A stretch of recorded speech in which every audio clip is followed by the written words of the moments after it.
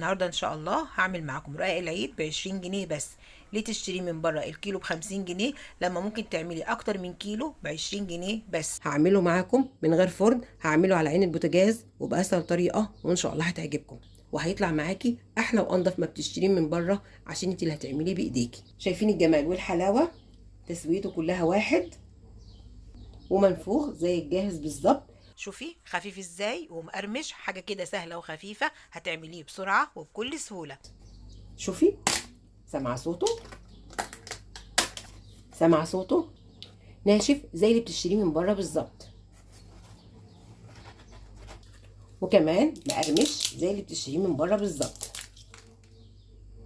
يلا بينا نشوف المقادير والطريقه، بس ما تنسيش اللايك والاشتراك في القناه. يلا بينا. السلام عليكم ورحمة الله وبركاته. ازيكم يا بنات؟ عاملين ايه؟ يا رب تكونوا بخير. النهارده ان شاء الله هعمل معاكم الرقاق الناشف في البيت بأسهل طريقة، وهتعملي منه احلى صينية رقاق باللحمة المفرومة بمناسبة عيد الاضحى المبارك. اعاد الله عليكم بالخير واليمن والبركات. تعالي معايا نشوف المقادير والطريقة، بس ما تنسيش اللايك والاشتراك في القناة. معايا كيلو من الدقيق منخول ومية دافية للعجن. المية الدافية بتخلي الرقاق يتفرد معاكي بكل سهولة، وكمية المية حسب احتياج الدقيق. ومعايا كمان رشه من السكر ونص معلقه صغيره ملح. هبدا بسم الله الرحمن الرحيم. هحط السكر والملح على الدقيق، بسم الله الرحمن الرحيم، وهخلطهم. وممكن كمان تدوبي السكر والملح مع الميه.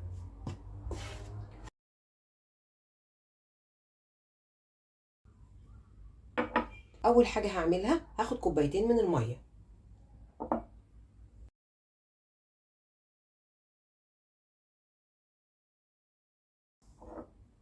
هحط اول كوبايه على الدقيق، بسم الله الرحمن الرحيم، وهخلط.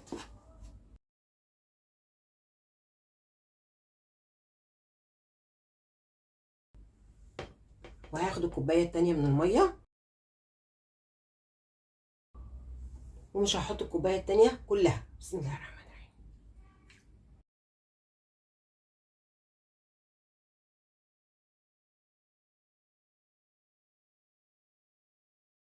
عجينه الرقاق بتكون عجينه ناعمه وطريه، ناعمه جدا مش قاسيه.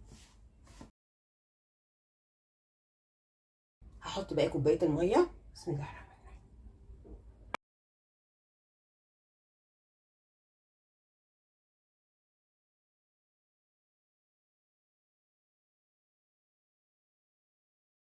لميت عجينه الرقاق والعجينه فيها سنه من التلزيقه، هنزلها على رخامه المطبخ وهفضل اعجن فيها. وكل ما بتعجني في عجينه الرقاق كل ما التلزيقه تروح منك والعجينه تكون ناعمه وطريه.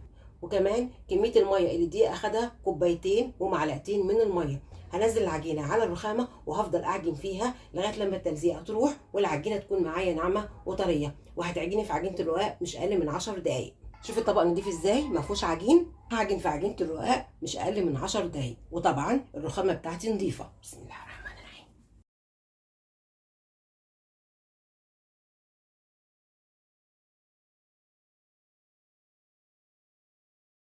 عجنت في عجينه الرقاق لغايه لما بقت معايا عجينه ناعمه وطريه. شوفي ناعمه ازاي وطريه جدا. شوفي طريه ازاي. هقسم عجينه الرقاق لكور، هعملها بحجم الليمونه الكبيره. ممكن كمان بتعملي كور عجينه الرقاق حسب الصينيه اللي هتسوي فيها الرقاق. هقسم عجينه الرقاق لكور بحجم الليمونه الكبيره،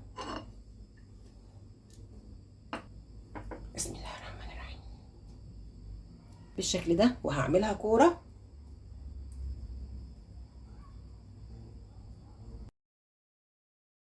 بالشكل ده، وبحطها في صينيه مرشوشه بالدقيق.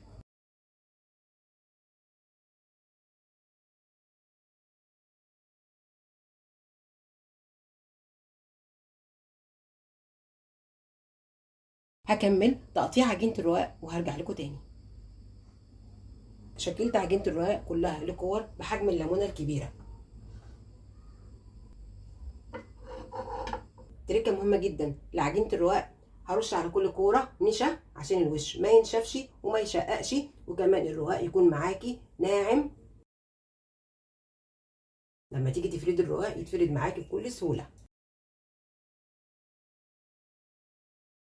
هغطي على كور الرقاق وهسيبها ترتاح نص ساعه. وبعد ما عجينه الرقاق ارتاحت هفردها. هفرد كور الرقاق على دقيق ونشا. الدقيق مع النشا بيساعد على فرد الرقاق.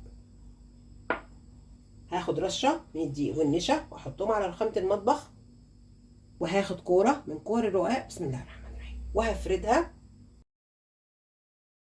عجينه ناعمه وطريه بتتفرد معايا بكل سهوله عشان اتخدمت كويس وعشان كمان ارتاحت وقت كافي. هفردها بالنشابه من جوه لبره بسم الله الرحمن الرحيم. وعلى قد ما تقدري بتفرديها رقيقه جدا، وكمان هتخلي الطروف رقيقه، وبتفرديها على قد الصينيه اللي بتساوي فيها الرقاق.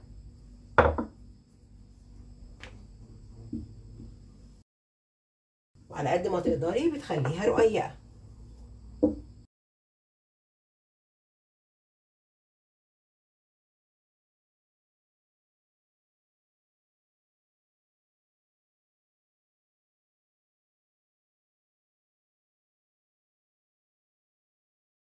وفردت كرة الرقاق رقيق جدا. ممكن تفردي كمية الرقاق كلها مرة واحدة وبتحطيهم في صواني مرشوشة بالدقيق والنشا، أو هتعملي زي ما أنا هعمل بساوي واحدة واحدة من الرقاق. شوفي ورقة الرقاق رقيقة ازاي، هنفضها من الدقيق والنشا الزيادة. هاخد ورقة الرقاق واسويها على ظهر صينية على عين البوتاجاز، وعلى ظهر صينية سخنة هساوي الرقاق. وممكن كمان بتساوي الرقاق في فرن البوتاجاز أو في الفرن البلدي. هحط الرقاق على ظهر الصينية السخنة بسم الله الرحمن الرحيم.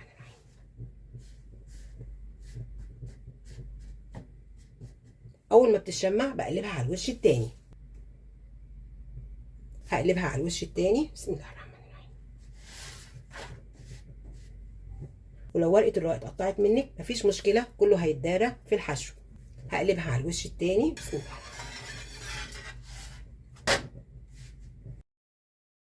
بدات تستوى وتاخد لون بسم الله ما شاء الله، اخدت لون حلو كده. خلاص ورقه الرقاق استوت، هشيلها وبفرد ورق الرقاق في صينيه لغايه لما ينشف. وممكن كمان بتحطي ورق الرقاق تحت المروحه علشان ينشف اسرع، او بتفردي ورق الرقاق على ملايه نظيفه وبتسيبيهم لغايه لما ينشفوا. هفرد كوره تانية من كور الرقاق واسويها، وهفرد كوره تانية من كور الرقاق. هاخد رشه من الدقيق والنشا بسم الله الرحمن الرحيم، وهاخد كوره من كور الرقاق وافردها بسم الله الرحمن الرحيم.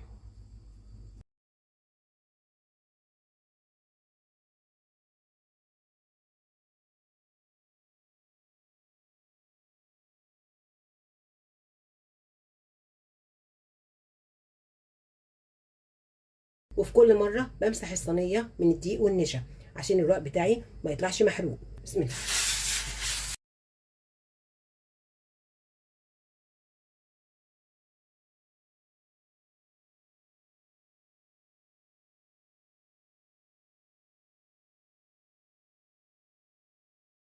هكمل فرد وتسويه كميه الرقاق وهرجع لكم تاني.